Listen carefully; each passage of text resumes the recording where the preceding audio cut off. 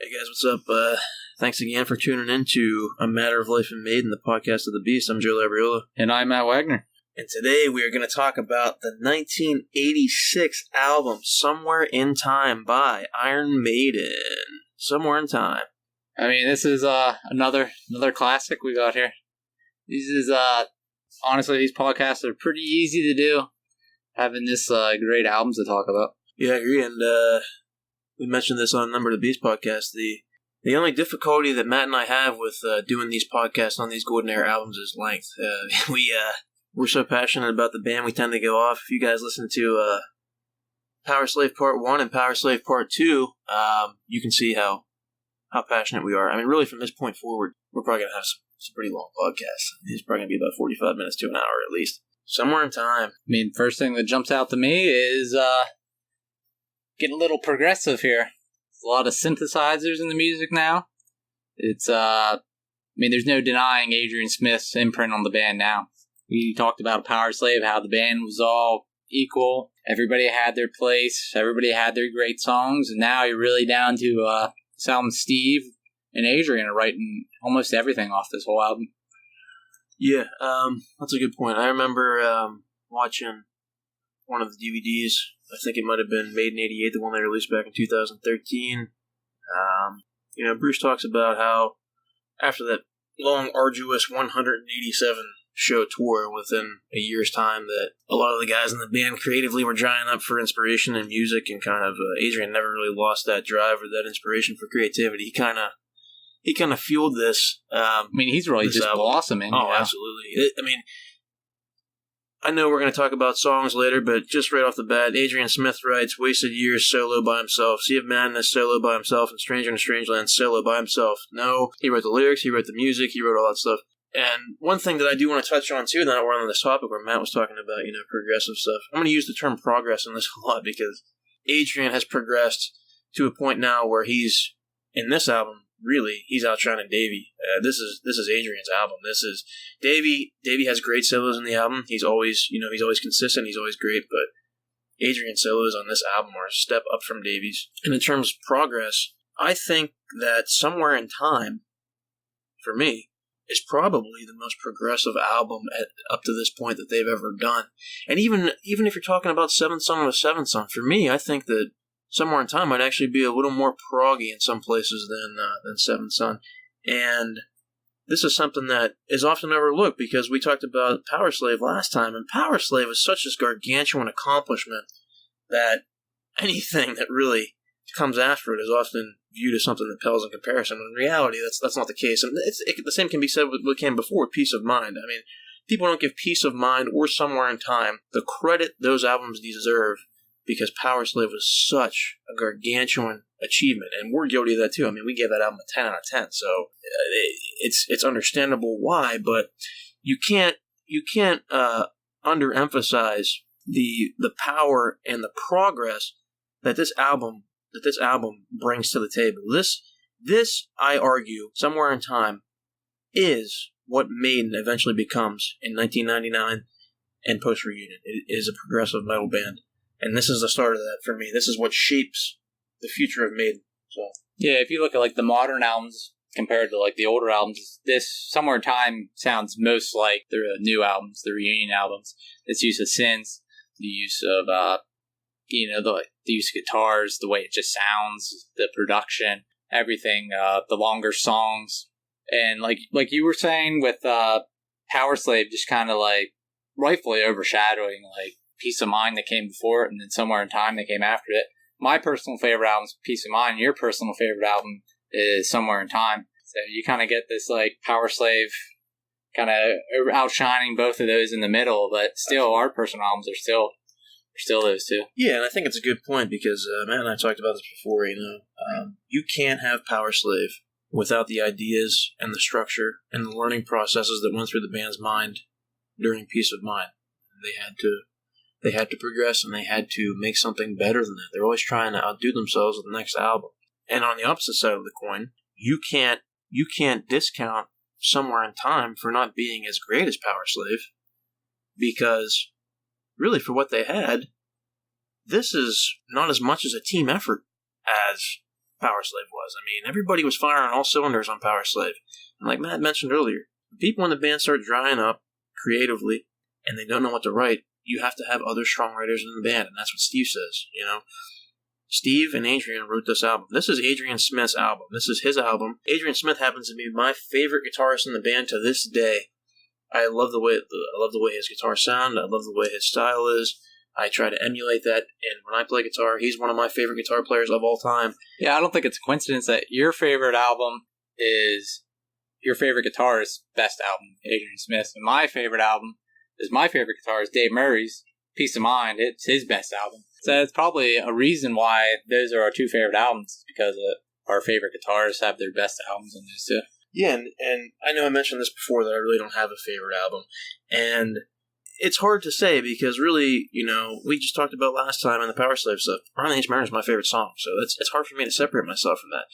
When I say Somewhere in Time, I don't want to really say it's my favorite album. I want to say that it's the album that relates to me the most. It is the most relatable album to me because it encompasses multiple things that are part of my life. I was born in 1986. That's when the album came out. The album came out 12 days after I was born. That's part of you know, my life. I was born in 86. Came out in September, my birth month. Adrian Smith's my favorite guitarist.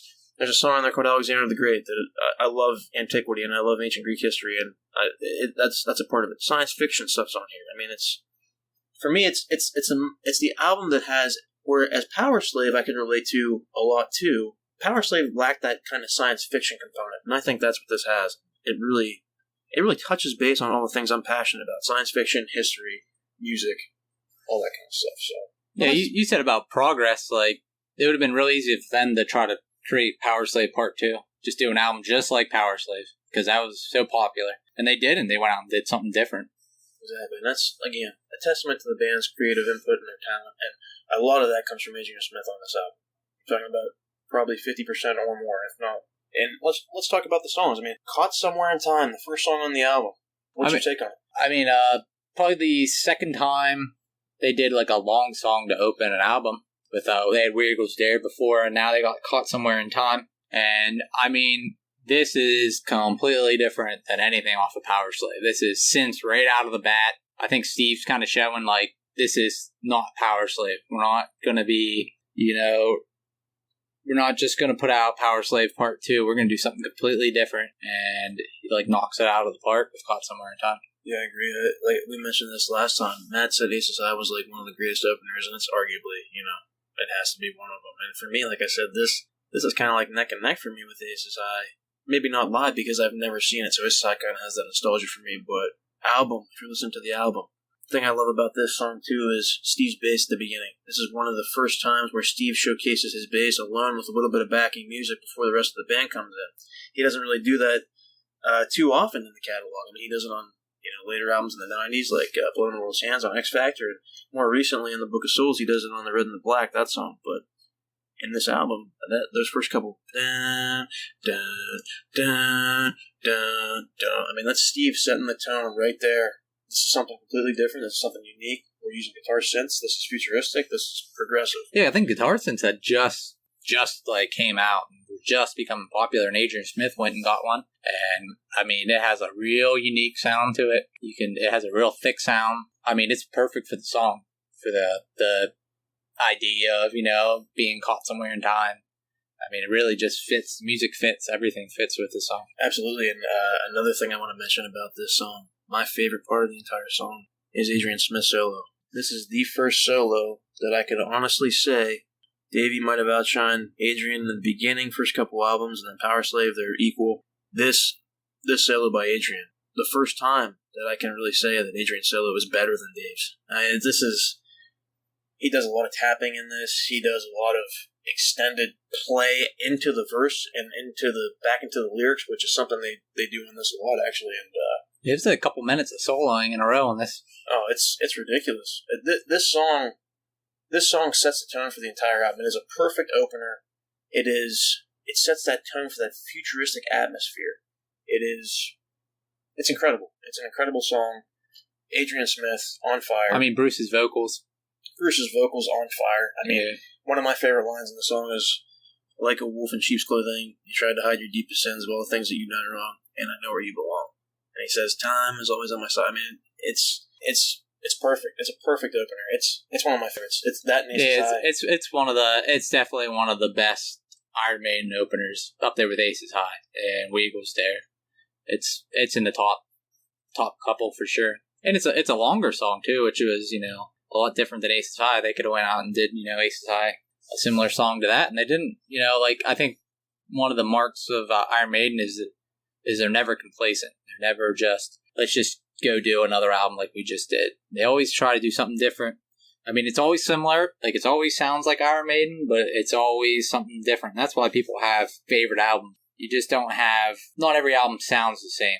You have different sounding albums. That's why I think people are pretty passionate in Iron Maiden about having a favorite album. I agree. And this is also the first time that Iron Maiden has opened an album with the title track. Number 1, Caught Somewhere in Time.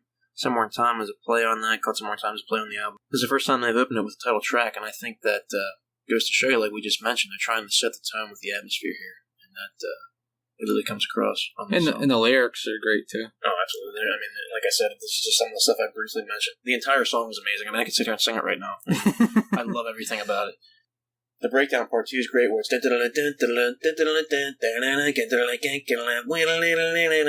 can see Steve starting with, I think, like Power Slave and like Rhyme and that kind of stuff. Like, now Steve's just like a master songwriter. He can just take an idea and play with it the whole song, and he can pretty much do whatever he wants. Wasted Years. I mean, I think for a long time this is probably one of your favorite songs. Absolutely.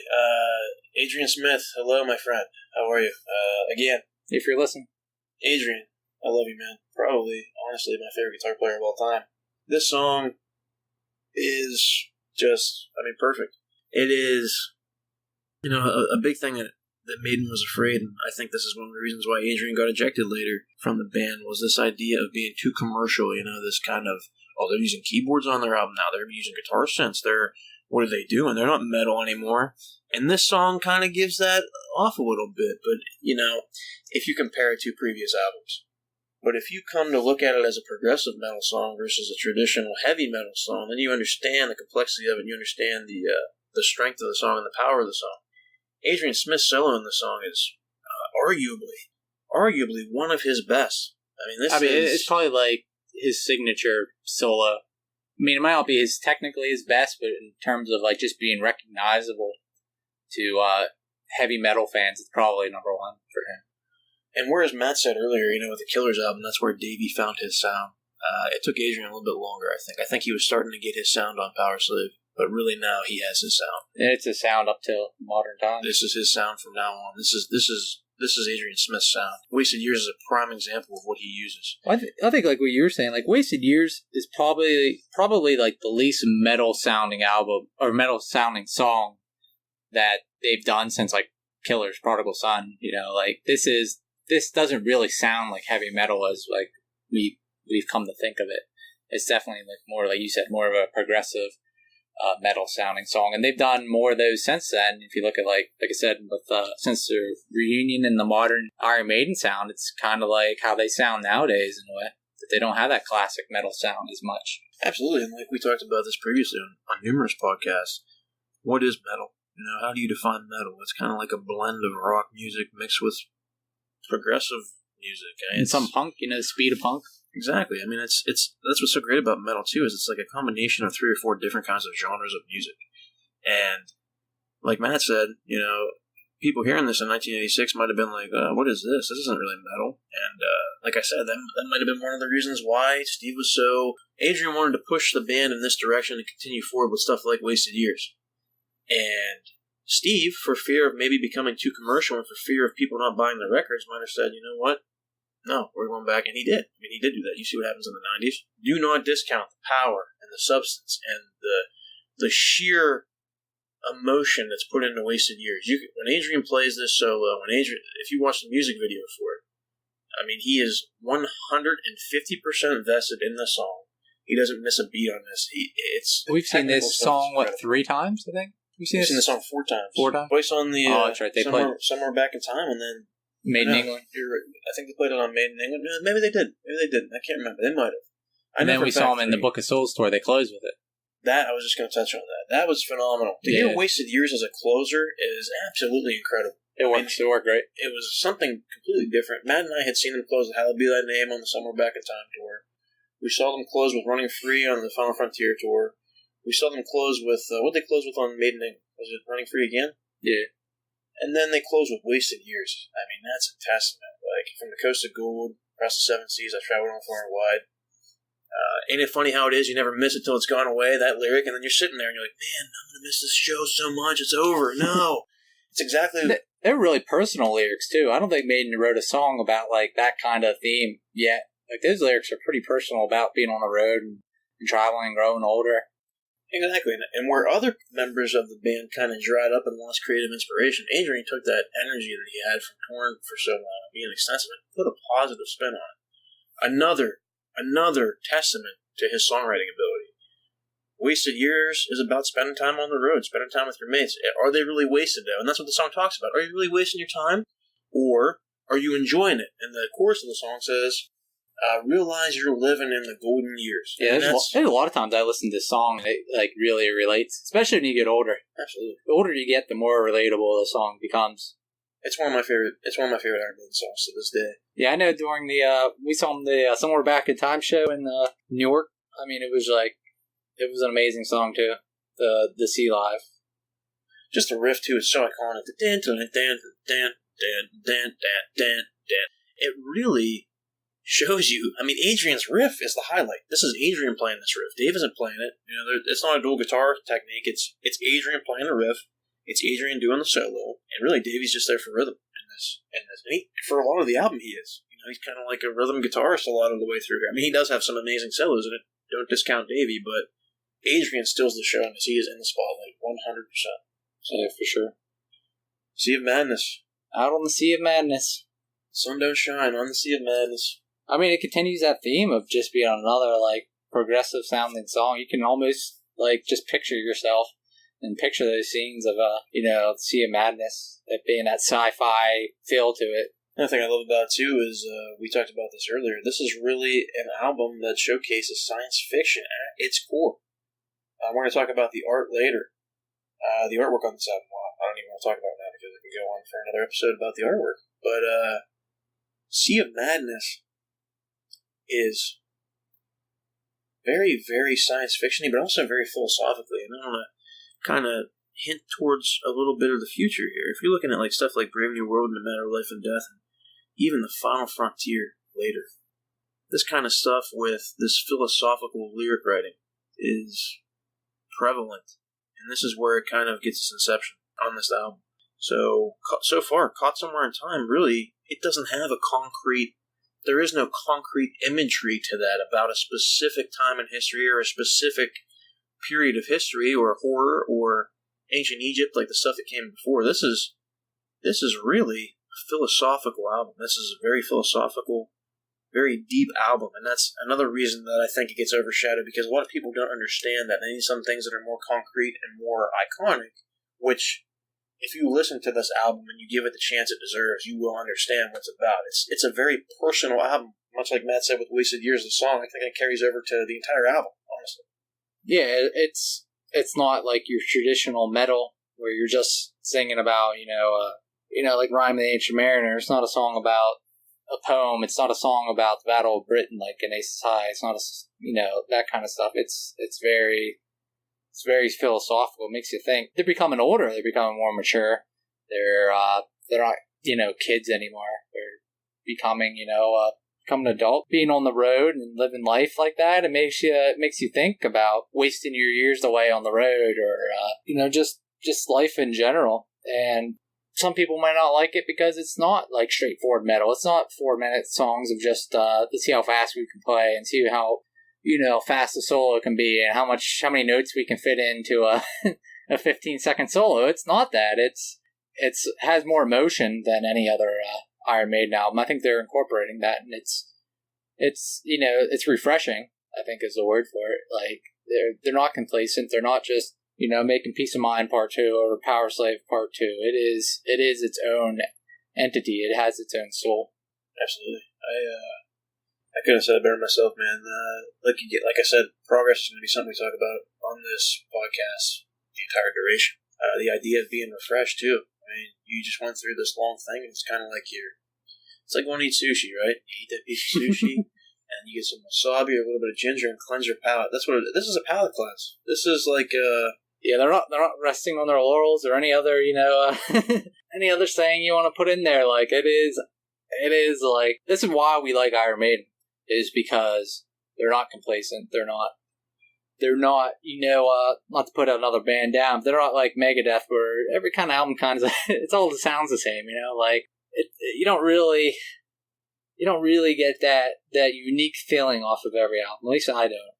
I agree with you 100%, man. That's why we love Iron Maiden. I mean, we talk about this multiple times. I mean, I love metal.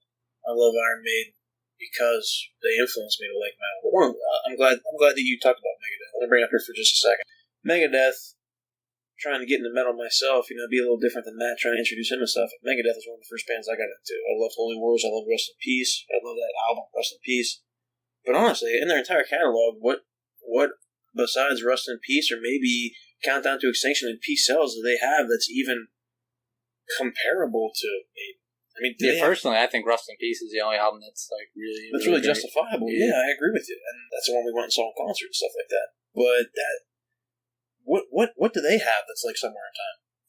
Nothing. I mean, there's nothing like it. There is nothing like Somewhere in Time. It's a diamond in the rough. Most of their albums are, but I mean, this is, like I said, the only reason this album does not get the credit it deserves is because of the mighty Power Slave. Power Slave, you see this album comes out in '86 and you're a fan and you're going to go buy it because the album Slave kicks ass. But you're still going to listen to Power Slave. You're going to play Power Slave. Amazing. You're not going to say, "Oh, Run Nature Burger sucks." My new favorite songs, this. You're not going to say that. Deja Vu is amazing. You're not going to say that. You're going to say Power Slave's better because it really, it gets that. It gets all that praise and attachment from not only critics but fans as well. So. That's why I said I give them credit for not making Power Slave Part 2, for going out there and like, we're going to do something different. And they do. Heaven Can Wait. Yeah, this is a song we saw live, the Somewhere Back in Time tour, and Heaven Can Wait's a song that it kind of took me a while to really get in the mindset to really appreciate it. Like, early on when I first started getting into Maiden, I didn't really like Heaven Can Wait a whole lot. I don't know, like, it is like one of those progressive sounding songs, and there's a lot of synths in it. It opens up with those synths, and like, it doesn't sound like metal, but it's still, obviously it's still like rock and roll, and it's still Maiden, but it doesn't sound like it. But and they bring the fans on stage, and they do the whoa, whoa. That's a great point you bring up, man, because this is also a song where the band is really, really, really starting to showcase their love of the fans. Every song they wrote before this, arguably, you could say that there wasn't really a part in there that was meant for the fans to come up there and do that kind of stuff. There was no chanting in it. There was no, in the song, like Matt just said, whoa, whoa, whoa, whoa, that part, I mean, that's created for the fans to do that. Yeah, they do that a lot nowadays with their music. They put those parts in for the fans, just for the live atmosphere in the music. And that harkens back to what I said earlier about why this album is so progressive. This is the inception of that. This is where they first started. Heaven Can Wait is an example of that. I love Heaven Can Wait. I love the construction of it. I love the way it sounds. My favorite part is actually the bridge of the song, where it's "Take my hand, I'll lead you to the promised land." That part, I love that. I love that transition. Another thing about this that you can see, even though it's so progressive and even though it's something completely different, they still did not lose what Maiden's about, and that's about the transition of pieces, the complexity, the technicalities that they have. This might be one of the best bridges in any Maiden middle range rocker. Really, I mean, it's great. I love that. I love when Bruce comes out and sings that part. I mean, and then they transition back into Heaven Can Wait, Heaven Can Wait. I mean, it's fantastic. I love it. Yeah, I mean, Bruce. I mean, we haven't even mentioned Bruce's name. I don't think so far, because he doesn't write a song on this album. Like you said, he was burnt out from the Power Slave tour, So he's kind of like emotionally and creatively just spent, but vocally he's still like, I think Somewhere in Time's like one of the best vocal albums he has. He's just like every song he's just like killing it. That goes back to what Matt just said. If you're not spending all your time writing music and doing that kind of stuff, it gave a chance for Bruce to refresh. We said it's a refreshing album. It gave a chance for Bruce to refresh. He doesn't have to spend a lot of time writing. He can focus on it and concentrate on just singing. He can focus on warming up, and he doesn't have to worry about writing lyrics and stuff like that. Not that he doesn't love to do that, because he does. But if you have somebody like Bruce, you don't want to lose that person. You're going to make sure they have time to relax and they have time to refresh, and that's what Adrian does when he steps in. You cannot discount Adrian's impact on the band at this point forward. Without Adrian, Iron Maiden has not had a bad album with Adrian, arguably. Every album that Adrian has been on has been good. Yeah, probably the weakest album they have with him is Killers, and that was the first one he was on. That was the first one he was on, and he really wasn't even allowed to do anything on that album because Steve had creative control, and they were trying to base it around Paul because they thought Paul was the shining star. You can sit there, and Matt's mentioned this before on podcasts about how Davey is very, very, very great. I mean, he's one of the greatest guitarists of all time, too. Don't get me wrong, Dave Murray and Adrian Smith are fantastic. Adrian's my favorite, but you cannot discount Adrian's ability to write lyrics and compose music. He sings backing vocals, too, on a lot of this stuff. So don't discount the man. You know, if you're having trouble out there between Adrian and Dave, you know, don't fight over him. You know, listen to Somewhere in Time and love it. Listen to Peace of Mind and love it. Matt and I were talking about this earlier. Not to go off on a tangent here, we kind of are, but you know, Davey is a very good improvisational soloist. He's very good at improvising what he writes and what he does.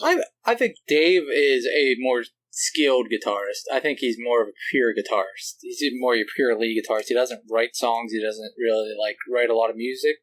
But if you need a kick-ass solo, like, Dave's your guy. He has dozens of them in the Iron Maiden catalog. Where Adrian comes in is he's almost like a co-writer in the band. Like, besides Steve, he writes the most songs with Bruce being the third guy that writes. And you need that in a band almost as much as you need a great lead guitarist because of Steve only has so many ideas. He's only one guy. And you need that variety, you need that diversity to really make a band last for, 16 albums now. Absolutely, I agree with you. I mean, what you just said, man. Davey can hear the music and he can write something and improvise it right there. Adrian can too. I think Davey does that a little bit better than Adrian. Adrian's the kind of guy who needs to understand the lyrics, where they come from, and the entire whole part of the song for him to write a solo or an album. And you can understand that. If you look at the songs that he just wrote here by himself, he knows what the solos sound like, and he understands that, like, because he wrote the stuff. It's the differences of the guitarists. You know, that's a strength that Adrian has that Dave doesn't, and there's a strength that Dave has that Adrian doesn't. And like Matt said, that's what makes the band timeless. That's what makes them stick around for 16 albums and more, hopefully, because they have that diversity and they have that unique approach, and they're very liberal about what they do. Even though this is Adrian's album, Davey still solos on it. Davey still has stuff that he does. He comes up with his own things. I mean, it's amazing. Yeah. I mean, you said it perfectly. And also, like, another thing I want to talk about this album is that there are no bad songs on this album. Is like, along with Power Slave, is that their consistency to write good songs is at its peak. It's there's 2 full albums in a row, not one bad song, not one mediocre song. They're all at least good to great. And this album's like another example of that. There's not many in the whole, even Iron Maiden, as great a band as they are, they don't have many albums where there's not a song that's just kind of like, that one's not so great. And this is one of those albums where, like, they just knock out of the park with every song. Arguably, even to go to touch on what you said a little bit more, even with Peace of Mind, I think Peace of Mind, Power Slave, and Somewhere in Time are like that. That's those 3 later with 7 songs, those 4. It's tough to look for a bad song here. Look for a bad song. Loneliness and the Long Distance Runner. With that being said, let's talk about Loneliness and the Long Distance Runner. I think it's probably maybe the weakest song on the album. But like that said, I still like it. I love Loneliness and the Long Distance Runner. I love the beginning. I think the melody at the beginning of the song is one of the best on the album. I love it. I love that melody at the beginning. I love Nico's drums at the beginning. I love the way it sounds. Matt and I used to do a lot of exercising and stuff together. We used to weightlift together and run and do some cardio. And I remember we were running around the track one time, and I would put my iPod in, put my headphones in, and listen to long distance track. The part where Bruce is like, run on and on, run on. And you had those like drums, so it's like, like you're running on the track. It made me want to run. I was like, all right, I will. I'll run. And it's something that's really kind of out there. It's not really about anything besides a guy who's running. It's about running solo by yourself and exercising. It's something that's like Yeah, the song isn't about the Rhyme of the Ancient Mariner poem. It's not the Battle of Britain. It's not It's not about a sword fight. It's about a long distance runner. It's kind of different material than they're used to writing about. Different material than you're used to writing about, but which is like sums up this album. It's like different. Absolutely, and it also showcases how healthy the band are. I mean, they're at this point in time in '86, they're all pretty healthy guys. I mean, they're all pretty fit. Yeah, Steve wrote this song. Steve's a health. He's probably in the best shape of anybody in the band. And after they toured for 187 shows on Power Slave, I think they even said we were all fit and sleek and just from that tour. And having to get up there and perform and carry packages and rehearse and move your equipment in and out of the studio and do all that kind of stuff. I mean, that's... Yeah, their 2 hour live show is not like 2 hours of them like sitting there playing guitar. I mean, they're running around. Buckets of sweat everywhere. I mean, seriously, even to this day, they're in their 60s. I mean, obviously, they're not in the shape they used to be, but at this time in '86, they're all pretty physically fit guys. So that's another thing. I mean, I'm sure all of them can relate to running too. If you're fit, you're going to exercise. I'm sure all of them can relate to that. They're all physically fit. They're not all so fit nowadays, but Dave Murray and Nico kind of have some guts going on. But yeah. With that being said, yeah, I agree with you about like loneliness, and I also love like the guitars after the chorus. How they do those melodies together. Oh, they're fantastic. Yeah, they just sound great. The guitars on this album sound so great together.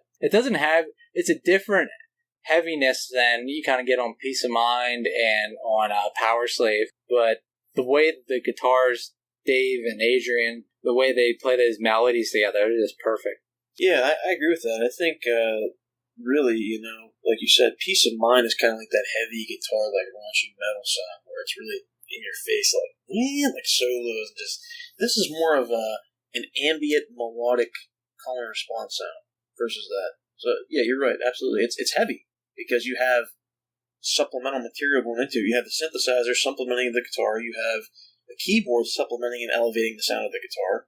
You don't have that on Peace of Mind, but on Peace of Mind you have that heaviness as well in a different kind of tone. So. Yeah, and you have Bruce putting more emotion into songs too, with like Wasted Years. He's singing like you can hear his like the longing in his voice, and then on like even on this song like with the long distance runner, he's just singing like loneliness.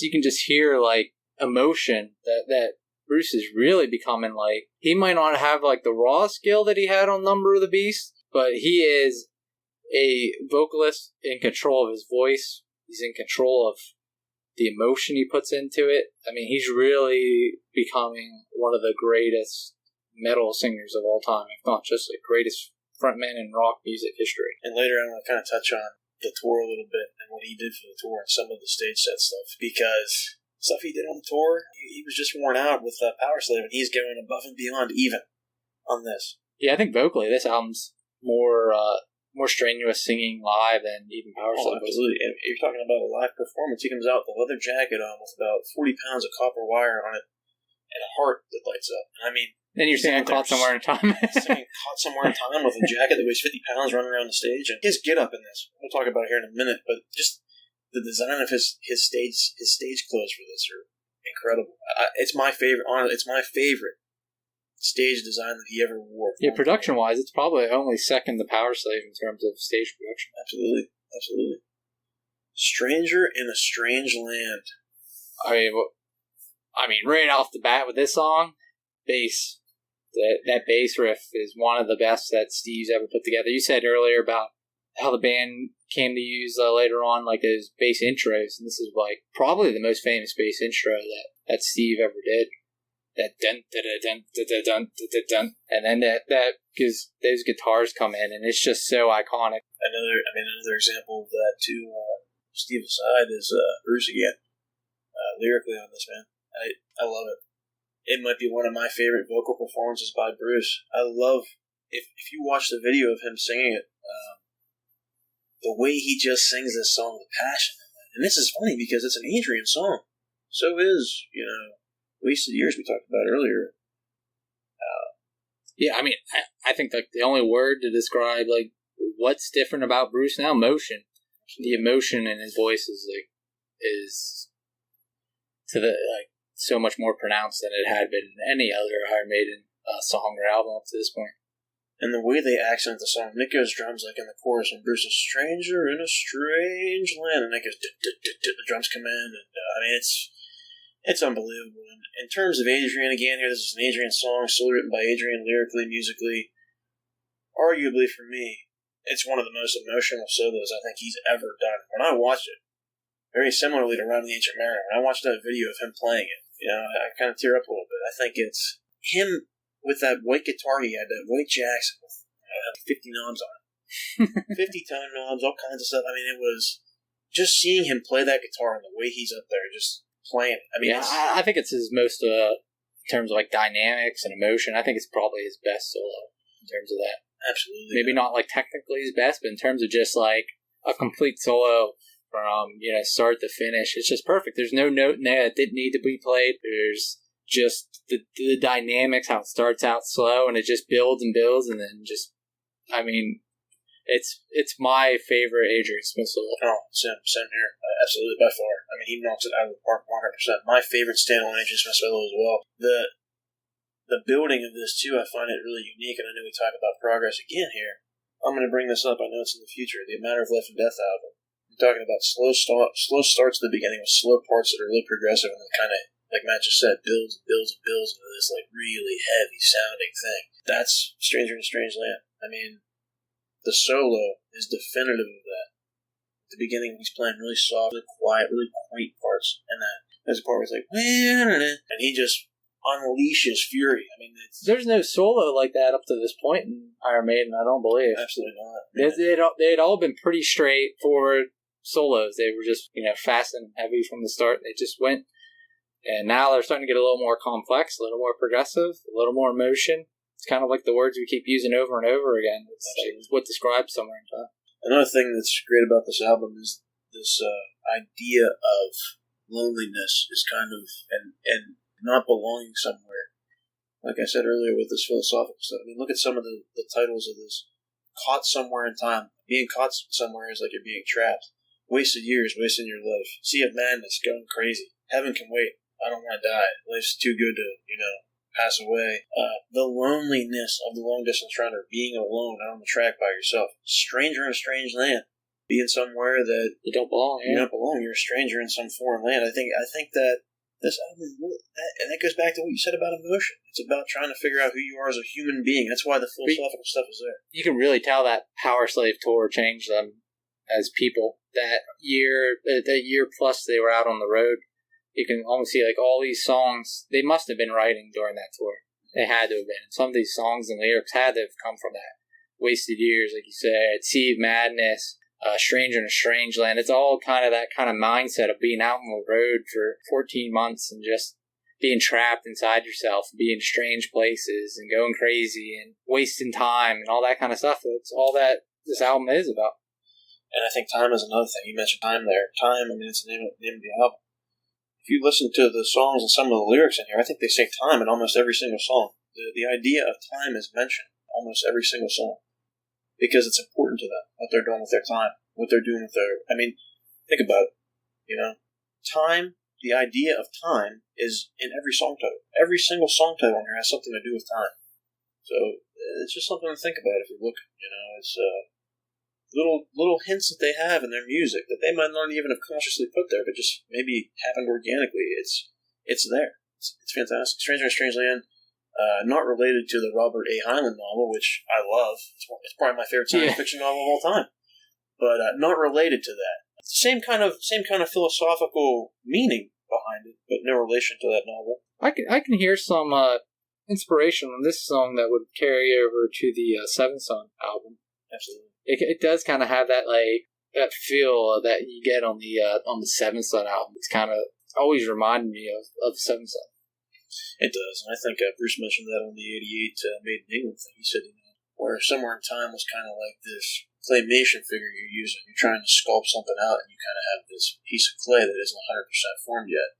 And then with Seventh Son, he talks about how they form that clay, and then you have the whole concept right there, the whole thing. And honestly, I love what Bruce says there, but I kind of tend to disagree with him a little bit. I think that Somewhere in Time is fully formed. I think it is something that's fully formed. It is complete. It's just Seventh Son is. Much like Matt said, they could have easily went out and did a Power Slave Part 2. Seventh Son is a great album. It's a different concept. It's completely different. But in terms of comparing albums to one another, I think Seventh Son is probably the most comparable to Somewhere in Time than any other album. I always picture these two like side by side. They go together. Absolutely. I mean, they're different. They're different enough, but they're on that, like you said, that progress line. They're just keep progressing, and Seventh Son's a progression on Somewhere in Time. One more thing about Stranger Strangeland, because it's probably my favorite song on the album. Well, it's a lot. Actually, I can't even tell you. I love like every song on here. There's like 4 or 5 songs on here that I absolutely love. It's so hard for me to decide which one's the best. But when Bruce says, "Preserved in time for all to see, no brave new world, lost in this place and leave no trace, stranger in a strange land." And this is funny here: land of ice and snow, trapped inside this prison, lost and far from home. What's the cover of Seventh Son of Seventh Son? It's a land of ice and snow. I think it's kind of funny.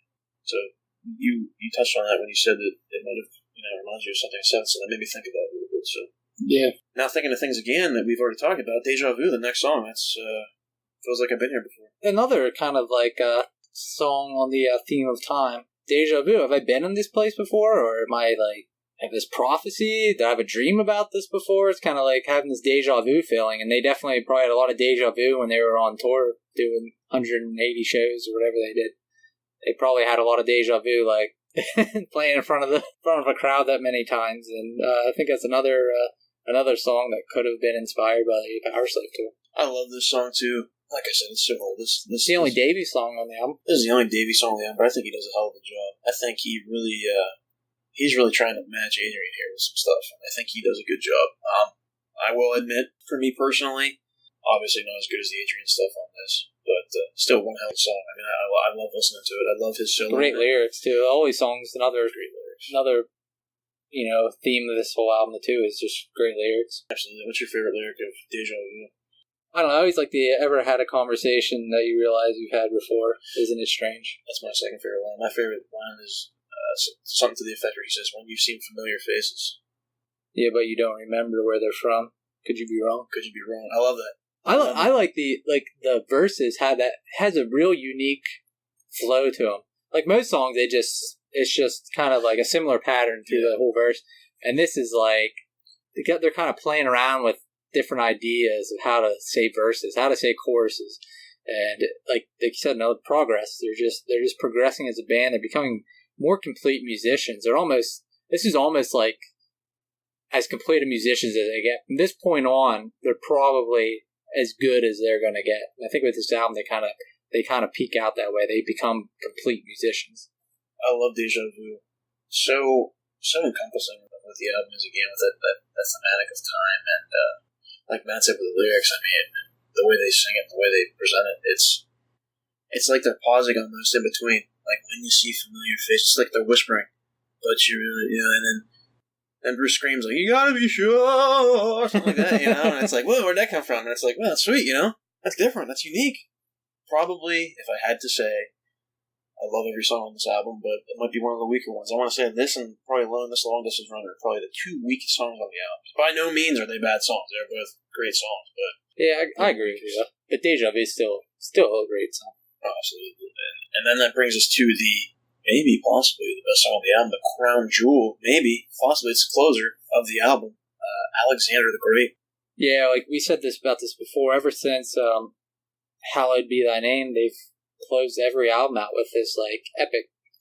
This is like another epic that they've done, and they never played this one live, but I mean it is an epic in every sense of the word. Why they never played it live, I don't know, because it is fucking disgusting. I'm gonna say it right now.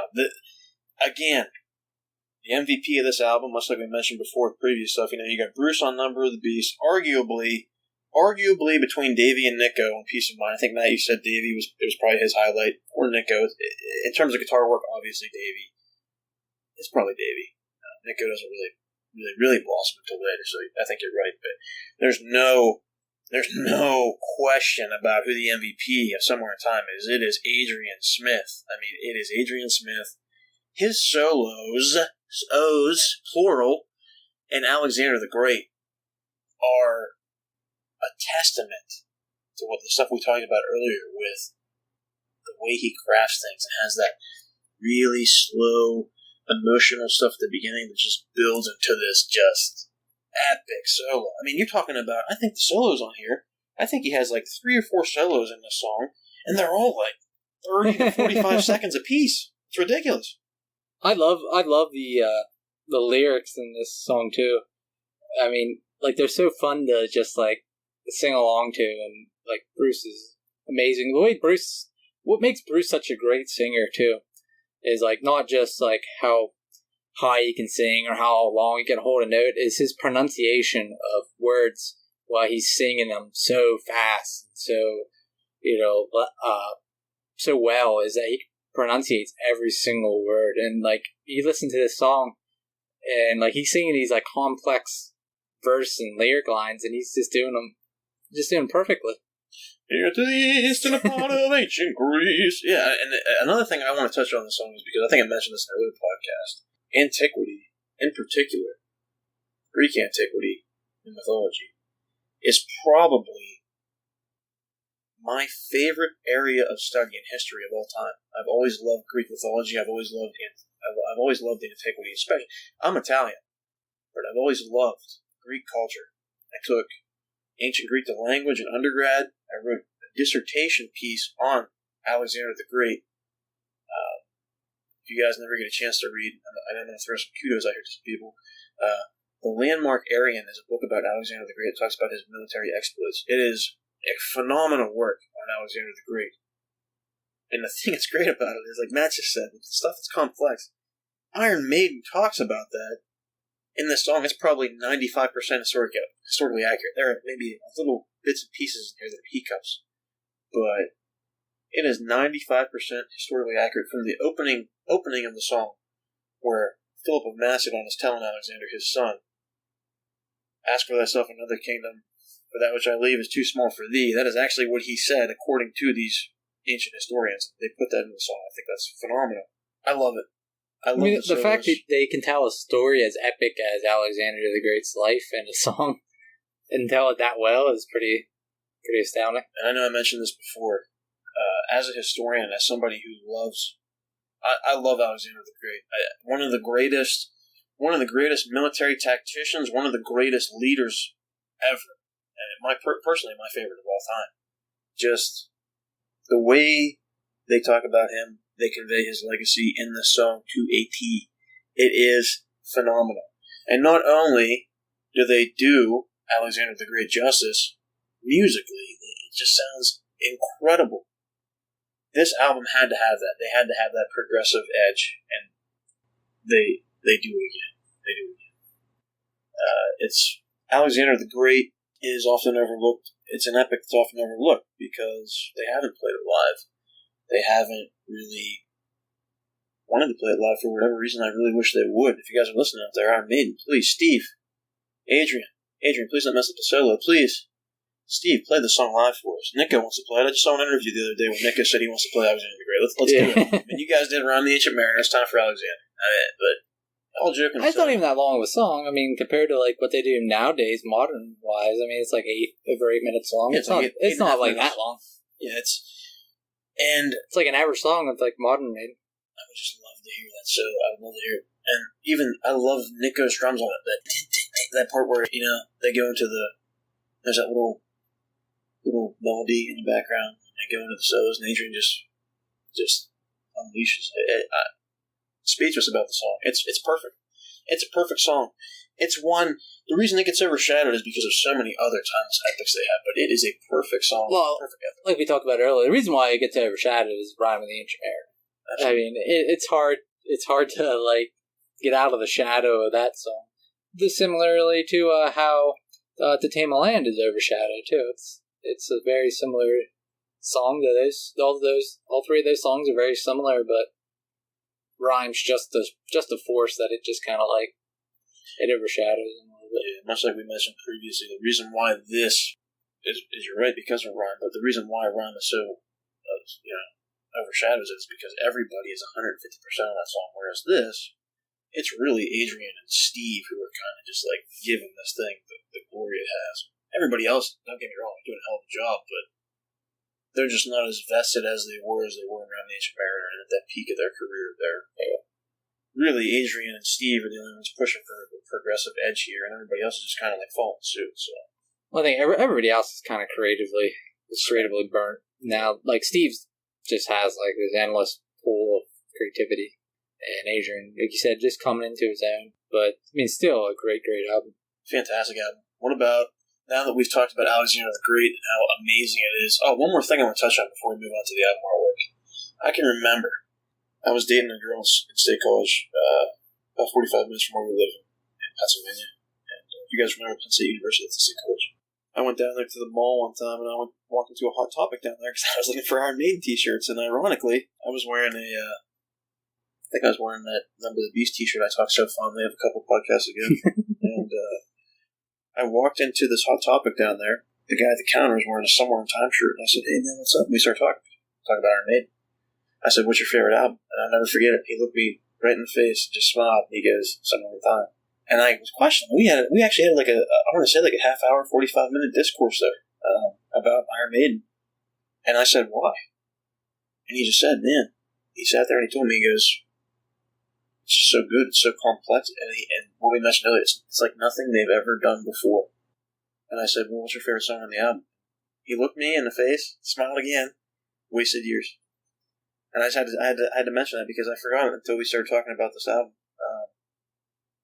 Yeah, it's phenomenal. It's something completely different. And now let's talk about the art, because if you're talking about something that's completely different, holy hell, man. The album sleeve, wow. I don't even know what to say about it. Go ahead. It is the most complex album cover they've ever done, I think. It has it has little Easter eggs all through the whole cover. You could just sit there and stare at it for like 15 minutes and just see all like the little hints that Derek Riggs and the band left into the album art cover. It's one of the best, if not the best, album cover Iron Maiden's ever done. Yeah, it is right now currently my desktop background, just in case anybody was wondering out there. Yeah, fantastic. I love it. I think, like Matt just said, it is my favorite piece of art that they have done ever on any album, ever. Somewhere in Time cover is my favorite piece of Iron Maiden art. I love. Let's mention that word again. Progress. What do they do? What do they do now? They take them from the ancient Egyptian setting, and they put them into a futuristic, dystopian science fiction setting. Eddie is a cyborg. I love Cyborg Eddie. Cyborg Eddie is my favorite iteration of Eddie ever, all time. I mean, it's really hard to argue that this isn't like one of the best, if not the best Eddie. I mean, just looking at the album cover, you got like the extended one. You got the band standing there. You have Bradbury Towers. You have the Power Slave Pyramid in the background. You have Icarus following. You have 23:58 on the clock, 2 minutes to midnight. This is kind of like, I think this kind of starts Iron Maiden and kind of has its own like legendarium of stuff and of art and images, and this kind of starts that, and they'll play with it later on. But this is the first time they've ever really played with that kind of idea. Absolutely. And another thing that's great about it too is they're showing in, like Matt just said, in this iconic album sleeve, pieces of time that they've experienced in their life. Peace of Mind was an album they've done. I think there's something on there that talks about Around the Ancient Mariner Grill or something like that. Or there's a Long Beach Arena. Long Beach Arena. There's I mean, like I'm like staring at the cover and there's just like stuff, like little stuff everywhere. I know Batman's in there somewhere. Yeah, there's an Eddie Lives Iron Maiden poster.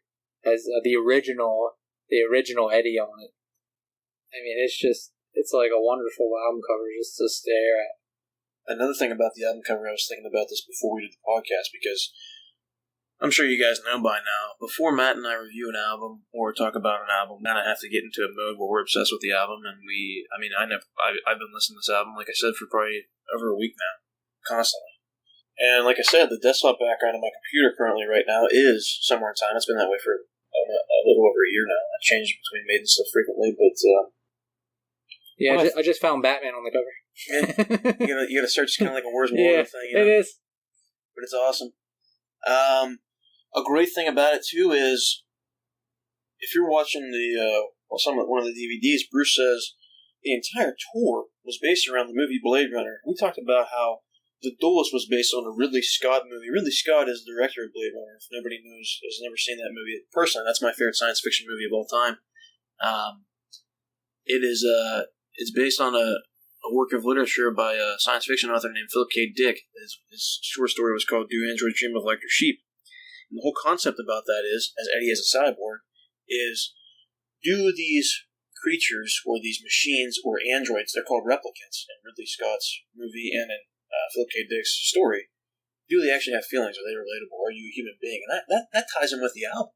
The idea of existence, the idea of what does it mean to be alive, that ties in with the album. And another thing about the album sleeve is Blade Runners are people or detectives in this futuristic LA setting, Los Angeles, California, who kill replicants. And if you look at the album cover, there's a replicant Eddie or a cyborg Eddie who shot another Eddie and his hands up there. So is he a Blade Runner? Is he a cyborg? I mean, I thought about that a little bit, you know?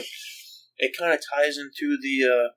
Again, Iron Maiden is never going to let us not have any kind of, they're always going to try to be esoteric and kind of pepper a little bit of mystery and mysticism within their stuff, and I think they do that with the sleeve to this extent. And like I said, the album touches on all that philosophical stuff of what it means to be alive. What do you do when you're alive? How do you spend your time? Do you want to waste your life? Do you want to do what you're passionate about? Do you want to love your life? And I think it also talks about the struggle of the band. The struggle of them, like, do we really want to go through another world slavery tour that was just brutal on us? Do we really love what we're doing so much? And then obviously they write these songs, and like, yeah, we do. So, but this album is very personal. Yeah, that's what I said. It's emotional, it's personal. It's the first time that we're kind of getting a glimpse into the actual members of the band, what they think and feel personally. And then we'll talk about single sleeves. What do you think about Stranger in Strangeland single sleeve? It's awesome. I know, like, ever since probably, like, Peace of Mind until this Somewhere in Time, the cover work is just great and iconic. The singles are just iconic. There is no other band that I can even think of to even relate to the greatness of their cover works. No other band is so tied into their album covers and their album sleeves and having a mascot like Eddie. There's no band that's even close to relatable, and the only bands that might be are bands that have copied Iron Maiden. They're modern metal bands that are just trying to be like Iron Maiden. They're just imitators, and they're not anywhere close. I agree, and I think Steve mentions that on DVD as well. You know, he said we were trendsetters for a lot of people with the costumes we wear, and well, even they're trendsetters, but there's nobody that's even close that could replicate it. There's nobody that took it and went to the next level. There's nobody that took it and became more popular. Iron Maiden is the most popular band that has ever used that. You're going to replicate Iron Maiden and their work that they've done on stage and the things that Matt's talking about here is to be an Iron Maiden cover band or a tribute band. That's the only way you're going to touch Iron Maiden and the stuff that they've done. Nobody else is able to replicate it. And like I mentioned earlier, I wanted to touch on, and I'm kind of going off base here. We just talked about the Stranger Strangers cover. We'll get back to that here in a second. Bruce's get up for this. He comes out with a jacket on, which he only did for a while because if you watch the DVD, he said the battery would die out after the song or something, so he had to take the jacket off, and he does. But I actually got to see that jacket in the Rock and Roll Hall of Fame about 2 years ago. It was awesome. I have a picture of it somewhere. But it was behind a display case. I was stoked. I was like, oh my god, Bruce Dickinson's heart jacket from the Somewhere in Time tour. This is amazing. And he comes out in that, and you watch him talk about it. The Errol Flynn get up, which is kind of like this Shakespearean puffy shirt, sort of. But then he has like these green, robotic looking. I mean, he looks like a robot. It looks like at the bottom half of his body is like this greenish, space marine sort of futuristic, like outer space bounty hunter get up with like Starship Troopers. Yeah, Starship Trooper stuff with this really regal top. It's like a fusion of the past and the future, and it is my favorite stage uniform he's ever worn. Yeah, the only reason why the Somewhere in Time stage set is not more popular is because they didn't do a high quality recording of the stage and or the set of the tour because of Rod thought it was too soon after Power Slave and Live After Death, and Steve says on the One History DVD that he still regrets it to this day. It was his favorite. The Somewhere in Time tour was his favorite tour that they've ever done. Yeah, they had a lot of stuff, like we mentioned earlier. They had bits and pieces of it. There's some video footage of some things and some songs. Like I said, Stranger in a Strange Land is a prime example of that. You can get some really good quality video on YouTube of it. Some people have recorded shows of it. Yeah, they recorded shows. I think the one that Matt just sent me a link the other day. We were talking the other day before, just about the podcast we were excited about. He sent me a link for a Paris show in 1986, and I had just watched it right before he sent it to me. It's funny. I guess we're on the same wavelength. But you can see it in that tour. They have like a lot of inflatables. They use like inflatable, futuristic cars, inflatable blimps. They had an inflatable Eddie that was a cyborg that came up and lifted Nico up off the ground, and they inflated it. And Steve tells the story. One time, one of the lamps or one of the lights or something got really hot, and one of the hands that came up after the cyborg Eddie was inflated started to lose air. And the finger came down on the one hand and gave like a middle finger that was sticking up. And he was like embarrassed, looking back, like, oh shit, like somebody fluffed the fingers up so we don't get in trouble. But everybody was cheering, like, oh my god, Eddie fucking has a middle finger, this is fucking great. That tour and the scope of that is really awesome. I mean, it's, like Matt said, it doesn't get the credit it deserves. And, like, again, that's another reason why Power Slave overshadows Somewhere Live After Death, yeah. Yeah. The World Slavery Tour, Live After Death, Power Slave overshadows Somewhere in Time and Somewhere on Tour because there is no really concrete, high-quality video footage of that. We'll never, I seriously doubt we'll ever see a recreation of that stage set for us to see. Well, we say that. We've said that multiple times. Yeah. We said we're never going to see Round Nation Mariner. We said we're never going to see Brave New World stuff played live. And you know what? Or Made in England. Maybe this next album they do will be like a recreation of Somewhere in Time. That'd be cool. I mean, I have high hopes for that. That'd be awesome, but we'll see. Maybe they'll do like an Alexander the Great, the show built around Alexander the Great and playing it. They'll do it Somewhere in Time. It'd be awesome. I know we got digressed there and went off on a tangent, so back to Stranger in a Strange Land, the single cover. That's my favorite single cover of all time from the band. I love Stranger in a Strange Land. It definitely does. Gives that Blade Runner feel. Absolutely. The Blade Runner feel is definitely there. It's Cyborg Eddie. He has a cigarette hanging out of his mouth. He has a trench coat on. He has a detective police hat. And the trench coat's open, and you can see his like robotic body with his ribcage and stuff hanging out. He has a cigarette. He has a pistol. Cyborg Eddie, too, has a pistol, like a futuristic ray gun that's holstered on the side of his leg. And he's in this bar with a bunch of robots and like alien-looking creatures, and they're playing like a card game. And he's just standing behind a table with like a cigarette. It looks like he's reaching for his gun, like he's ready to pull it out and shoot somebody, which has that Blade Runner feel, like you said. Yeah, not to digress too far, but like personally, I know me and Joe, we love sci-fi and that classic sci-fi feeling. And I think personally, like sci-fi was the greatest, the height of literature in the 20th century was sci-fi work. It was the most progressive. It was the most forward-thinking literature that had been done. And Steve, agreed, I think, and he loved Do Androids Dream Electric Sheep, and he loved Blade Runner, and he loved all this sci-fi work, and you kind of see that here in the album covers. Absolutely. And you talk about, sci-fi work, I don't want to go off on tangent again, but Stranger in a Strange Land, like I mentioned earlier, is named after Robert A. Heinlein.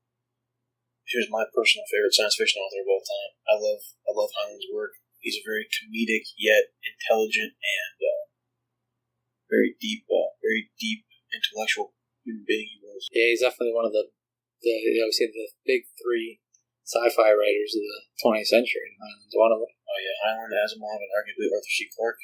Arthur C. Clarke's my personal favorite. Yeah, I mean they were the greatest. But yeah, not to go off on, you guys should check out science fiction. And another thing, like Matt said, it's a height of literature. Again, science fiction is a very liberating and philosophical type of literature that ties into the album 100%. Just like the album's philosophical. And what about the Wasted Years? We're talking about science fiction novels. I have a take on this Wasted Years single cover. I want to hear what you have to say about it first. Now. Well, I know this is probably your personal favorite single cover, maybe. I know we talked years ago about getting tattoos of Iron Maiden album cover, and what I would get the Trooper, and you said you would get the Wasted Years. Yeah, actually, Stranger Strangeland, I would say would have to be my favorite. I love the Wasted Years alternate art, where it's Eddie in outer space with that swirling black hole around him. Mm-hmm. But the actual single cover is the one where it's like a machine. See that machine, and it says like Wasted Years on it, and there's a picture of Eddie like on the dashboard, and it's like a glass spaceship he's flying in. It almost reminded me of like I don't know, like a Star Trek sort of feel to it, like flying in outer space. I mean, I agree with you. I think that's part of it, because you can see like the little planets and like the little satellites, just because it looks like the actual album cover. I was reading an article somewhere. What happened was they released Wasted Years, the single, before they released Somewhere in Time, the album. That was the first single. And they didn't want to showcase Cyborg Eddie. They didn't want people to see that he was a cyborg. So you can see like a little bit of his face. If you look at that single cover really close, there's a reflection of Cyborg Eddie actually in the glass of the spaceship as he's looking out. Just giving you a taste of what the album cover is going to be. I mean, it's so hard to pick up on, but you can't see it. But really, what I view it as is, because there's a dial on the spaceship with the Wasted Years single cover that has like day, year, month, and all that stuff. I think it's a time machine. That's the way I see it. So you think it's like a space DeLorean? It's a space DeLorean almost, and Eddie is traveling through time. And it reminds me, we just talked about science fiction as being a really relevant topic of this album. H.G. Wells, Time Machine. That's what it reminds me of. And like you said, Star Trek has how many episodes where they traverse time and space constantly? I mean, it's we've seen Eddie through history. We've seen Mummy Eddie. We've seen Eddie. The Charge of the Light Brigade Eddie. We've seen Mythology Eddie, and now we're seeing Futuristic Eddie. He's a time traveler. He's in the future. Eddie's everywhere and anywhere. And the things that we never really, I mean, I'm going to touch on some stuff that we kind of might have forgot to mention in the earlier podcast. Tour posters. Like we said, Iron Maiden really didn't have a tour poster. Killers really didn't have a tour poster per se. Number of the Beast tour poster, that tour was Beast on the Road. And the tour poster for that was pretty cool. It was Eddie with the British flag just like hammered into the earth, which was awesome. And then they had World Peace Tour, which was Eddie breaking apart the world. The lobotomized Eddie breaking apart the world. World Slavery Tour Eddie was Mummy Eddie in shackles with a bunch of lightning around him, where he's wrapped up. That was World Slavery Tour cover artwork. Somewhere in Time, Somewhere on Tour poster is Cyborg Eddie. You can see his spaceship, like Matt said. It actually almost looks like a flying car or DeLorean or something from Blade Runner floating. Even like if you're talking about Nintendo and video games, like Samus's ship from Metroid. It's like floating there, and Eddie just exits it. He's walking up the hill with like his gun raised as he's walking up the hill, and the spaceship's behind him. It's one of my favorite tour posters they've ever done. It's probably my favorite. My favorite set of artwork that they've ever done, like as a whole, is from Somewhere in Time. That's this first one I did as like a theme, but the same theme through all the artwork. That's true, absolutely. All of it. And what about? I mean, we talked about the artwork, the production on this album. Where are you sitting on that? I mean, it is completely different than anything they've done yet, but it's probably like the most crisp, the most clean, the most complex, the most dynamic production they've done yet. It's probably. It may not be like my favorite sounding production, but I think it's probably like their best to this point sounding production they've done. You took one word I was going to use, crisp. That was I was going to think of it. It's so crisp and it's so fresh. It's so good. It's such a atmospheric tone. It's thick. It's all encompassing the way it sounds. I don't know. Like there's nothing missing I can think of. It's got everything. I agree with you. And this is one of the first albums where the actual Iron Maiden logo on the sleeve is yellow. I don't even know if they've used that ever since it's yellow. And the lettering on the album is in like a digital clock. It says Somewhere in Time, like that kind of digital look. It looks pretty cool. I'm a big fan of that. But yeah, in terms of production, I agree with Matt. I mean, it's almost like we talked about with The Stranger in a Strange Land. It's this new, fresh, unique. From start to finish, it starts off slow and it just gets better and better and better as the album goes on. And then, what about listenability? Yeah, we were saying about this earlier. It's probably, like it's up there with Peace of Mind and Power Slave in terms of listenability. All the songs are great. They all make you, you don't want to skip any of them. You want to listen to the album start to finish. It's really Can't say anything bad about it. I don't skip any songs on this album. I listen to it all the way through. I will say that it's not the same as Power Slave in that the really, really good songs aren't quite as good as Power Slave's really, really good songs. But not knocking it much, but it doesn't, I don't know if there's a song on, Somewhere in Time that's going to be like in your top like 5 Iron Maiden songs of all time. And we talked about length of songs. Really, I was looking at this the other day. This is the longest album they've ever done in the 1980s. I think it's like 51 minutes or so. It is the longest album. Yeah, you had to fit albums on cassettes back then. Yeah. So this is the longest one. 7 songs is actually shorter. I think it's like 47 minutes. So this is the longest record of the 1980s from Iron Maiden. Listenability, like Matt said, perfect from beginning to end. I don't skip a song. Back in the day, I might have skipped Loneliness, Long Distance Runner, but like I said, once we started running and doing that stuff, I never looked back. I've always listened to it. I mean, what do you think? Ratings? Rating it out of 10, I gave Peace of Mind a 9.5. I gave Number of the Beast a 9.5. I gave Power Slave a perfect 10. I think, personally, I'm going to have to give it like a 9.4. I'm going to take it a little down from Peace of Mind and Number of the Beast, and certainly from Power Slave. But that's just me personally. I think, like I said, there's not that one great song on this album, but they're all very, very, very good. But I think in terms of having like an all-time great Iron Maiden song, I think it lacks it, personally. But what do you think about it? I love it. I mean, like I said, it's a most relatable album to me, and I know trying to do this objectively is hard. So, but fuck it, I think I'm just gonna let my bias take over because I can't give it any less personally than a 9.7. That's where I'm sitting at with it. I'm sitting at a 9.7 because, like you said, we both agreed Number of the Beast was a 9.5. I like Peace of Mind a little bit better than Number of the Beast, so I gave that a 9.6. And I like, obviously, Power Slave a 10 because of the nostalgia. I don't think you'd be an Iron Maiden fan. I'll give it a 10. Yeah, without the nostalgia we had, but because this album is so relatable to me as a person through the science fiction aspect, through the Alexander the Great stuff, and my personal passion for him as a historical person and as one of the greatest military leaders, or you can call him a conqueror, whatever you want, ever. All the science fiction touchstone stuff, all the philosophical stuff that goes into the album, the listenability is there, the artwork. My personal favorite artwork of any album they've ever done. That's, like you said, wrapped around its theme and its thematic. The connection with Blade Runner. I'm giving it a 9.7. I can't give any less than that. Yeah. I mean, it's not a 9.4 or 9.7. They're both A's. So, I mean, you can't argue with it. I mean, it's a great album. It's one that, I could listen to all the time. Absolutely. Somewhere in Time, everybody. If you guys don't like Somewhere in Time, seriously, just give it a listen. Another thing about this album is, like we talked previously, if you're going to start with Maiden, jumping into Number of the Beast, and jumping into Peace of Mind, or even Power Slave, those are good starting points for you to listen to. Flight of Icarus, 22 Acacia Avenue, Number of the Beast, Run to the Hills, Die with Your Boots On, Trooper, 2 Minutes to Midnight, Aces High, that kind of stuff. This album, listen to it later after you listen to some of the other stuff, because then you'll appreciate it a little bit more. I think there's kind of that diversity and uniqueness to it. They've never done an album that sounds like this ever. This is incredibly unique.